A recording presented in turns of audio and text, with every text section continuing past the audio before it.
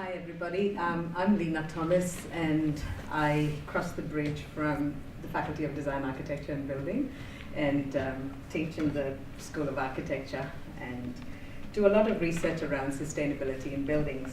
And so it's good to be here to sort of refocus this question around with the lens of climate justice.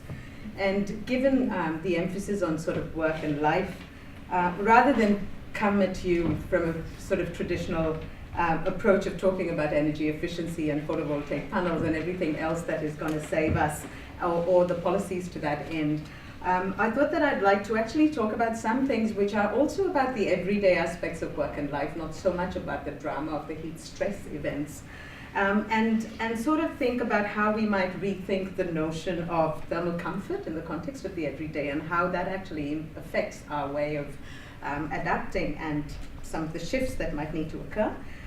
This concept of what I would call, and others in the space of resilience, talk about in terms of the passive survivability of the built fabric. And also then, if we have time, not maybe in my 5 minutes, but in terms of then talking about the shift in living and working modes and expectations of us as both citizens who live and work, as well as, you know, in people who can't adapt because they work in non-air conditioned environments, in what happens when the climate gets warmer. So I just wanted to first of all talk about the fact that as we think of a lot of our cities and where the hue and cry about climate change and what's going to happen is happening, we are sort of living in environments where most of us are working indoors, and a lot of the energy these days in developed worlds are coming from, about 25 to 40% is coming from buildings. A lot of that is being used to heat and cool buildings.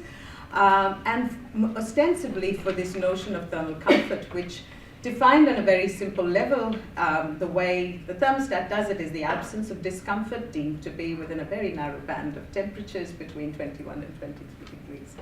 And so the consequence then of that, which we are up against, and this assumption that we have a constant steady supply of energy to actually sustain that mode, means that we get what we call the climate rejecting approach to our workplaces, which then filters on to our living environments, our movie theaters, our expectations.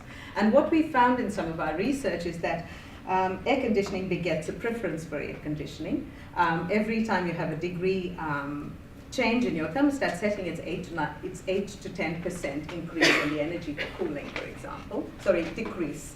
So you bring the thermostat down by 1 degree, and so on. So, and also then cooled, as it were, becomes an expression of our affluence, our ability to be able to express comfort in a particular way.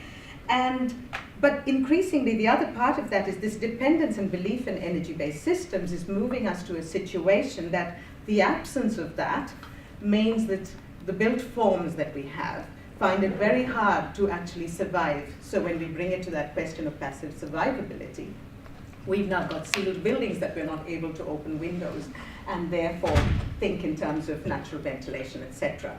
Of course, that might not be what is the actual solution on the day that it is 42 degrees centigrade, but it is also about the everyday and how we might have to conserve the energy, the choices that we will have to make and how we communicate those choices, so that it might be then the backup energy for the time for our vulnerable populations to deal with that.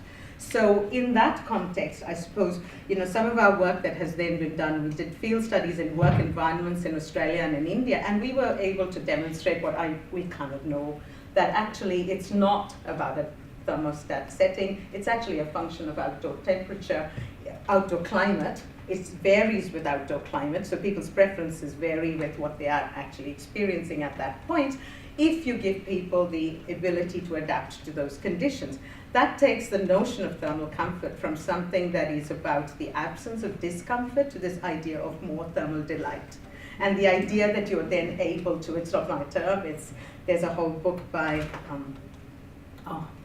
not Elizabeth Shaw, I'll tell you the name by the end of the thing, around that kind of concept.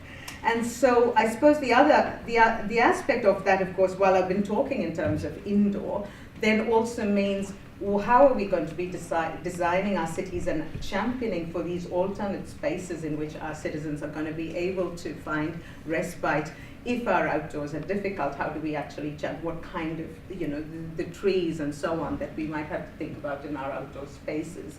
As well as, I suppose, I'll just end on this, I'm sort of rambling now, but in terms of maybe, is it about learning from other societies that have actually coped with shortages? So when you look at an Indian context, there's almost a generator in every building helping it to be best of survivability. One light and one fan that works on that circuit.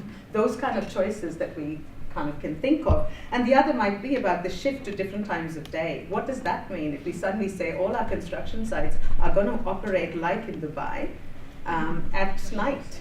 And what does that mean for noise curfew and everything else, and light spill and all of those kind of aspects? So I suppose there's a whole range of those issues that are both about the everyday and in the context of extreme weather events that we need to think of. Thank you.